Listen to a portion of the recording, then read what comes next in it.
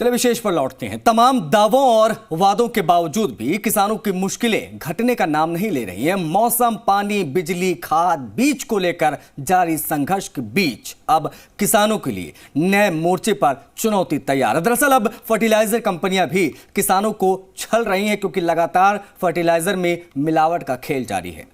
कोटा संभाग में quality check में फर्टिलाइजर के 42 सैंपल फेल हो गए। वहीं 23 के खिलाफ कोर्ट में मामला विचाराधीन है।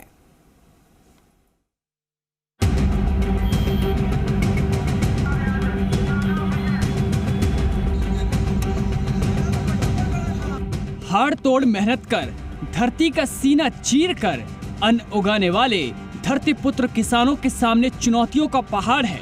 हर कदम पर अग्नि परीक्षा पास करने के बाद ही किसान को फसल नसीब होती है, लेकिन इस रास्ते में कभी अति बारिश बिना कुछ खर्च किए अपने किचन से होम बेकरी बिजनेस करके 40,000 रुपए महीना कमा रही हैं। आपको भी ये करना है तो फ्रीडम ऐप को अभी डाउनलोड कीजिए। बाढ़, कभी सूखा, कभी मौसमी बीमारी, कीट, टिड्डी तो कभी खाद का संकट मुंह बाए खड़ा रहता है।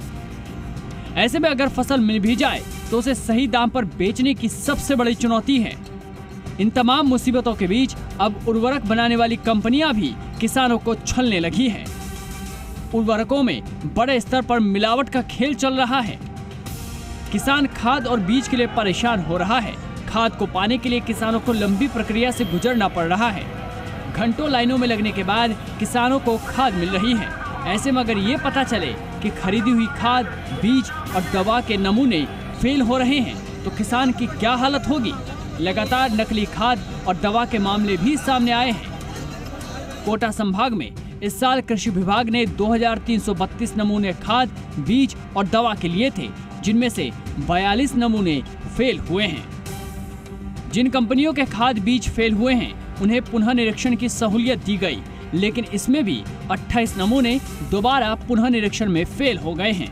इनमें से 23 के खिलाफ कोर्ट में केस दाखिल भी किया गया है।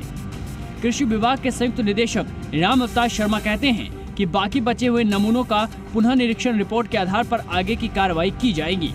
लगभग 42 नमूने खाद, बीज और दवा के चारों जिलों में अब तक फेल हो चुके हैं।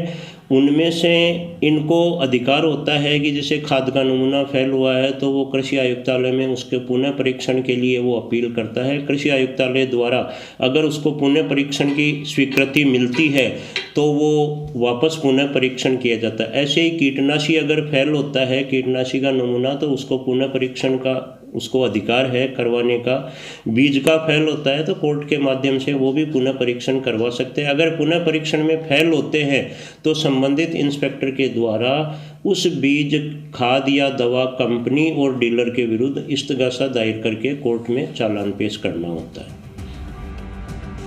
संयुक्त निदेशक शर्मा की माने तो किसान अपने इलाके के कृषि पर्यवेक्षक से खाद, कीटनाशक और बीज की जांच के लिए बात कर सकता है, जिसके बाद इंस्पेक्टर आकर नमूने ले लेगा, जिसका लैब में टेस्ट होगा। सैंपल फेल होने पर संबंधित डीलर, स्टॉकिस्ट और कंपनी के खिलाफ कार्रवाई होगी। शर्मा ने किसानों का आगाह भी किया कि लाइसेंसधारी अधिकृत विक्रेता या डीलर से ही माल खरीदे। उत्पाद खरीदते समय उसका बिल जरूर ले। नकली उत्पाद बेचने वाले लोग बिल देने से कतराते हैं। बिल होने पर ही खाद की जांच किसान करवा सकेगा। गांव में आकर अनाधिकृत रूप से खाद बेचने वाले लोगों से खाद खरीदने से भी किसानों को बचना चाहिए। सबसे ज़्यादा सिंगल सुपर फास्फेट के फेल होते हैं।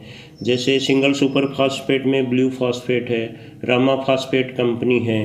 इसके अलावा और भी बहुत सारी कंपनियां हैं जिनके ये सैंपल फेल होते हैं। इवन कोरोमंडल के जो अच्छा खाद माना जाता है उसके भी फेल होते हैं। इसमें कई बार अच्छी गुणवत्ता का होने के बावजूद भी अगर उनका स्टोर सही तरीके से नहीं किया हुआ है, कट्टों को धूप में रखा हुआ है, तो उस कारण भी फेल हो जाता है। नमूने फेल होने का एक बड़ा कारण स्टोरेज भी होता है। माल सही बनकर कंपनी से आता है, लेकिन उसका रखरखाव सही नहीं होने से वो खराब हो जाता है या उसकी गुणवत्ता कमजोर हो जाती है। इसके चलते भी नमूने फेल हो जाते हैं। उन्होंने बताया कि अगर धूप में खाद को रख दिया जाता है तो भी नमूने फेल होने के चांस बढ़ जाते हैं। सबसे ज्यादा सिंगल सुपर फास्फेट के नमूने फेल होते हैं। कोटा संभाग में बीते साल भवानी मंडी में एक नकली DAP की फैक्ट्री पकड़ में आई थी, जिसमें नकली पैकिंग की जा रही थी। उसके खिलाफ FIR दर्ज हुई थी। वो फैक्ट्री अभी भी सीज की हुई है। लेकिन इस साल भी नकली खाद बीज का सिलसिला नहीं थमा। ऐसे में किसान करे तो क्या करे? पहले तो खाद बीज मिलते नहीं, अगर मिले तो वो मिलावटी मिले। जाहिर है किसान की मुश्किलें तो बढ़ेंगी ही। के शर्मा, जी मीडिया, कोटा। बिना कुछ खर्च किए अपने किचन से होम बेकरी बिजनेस करके 40,000 रुपए महीना कमा रही हैं। आपको भी ये करना है तो फ्रीडम ऐप को अभी डाउनलोड कीजिए।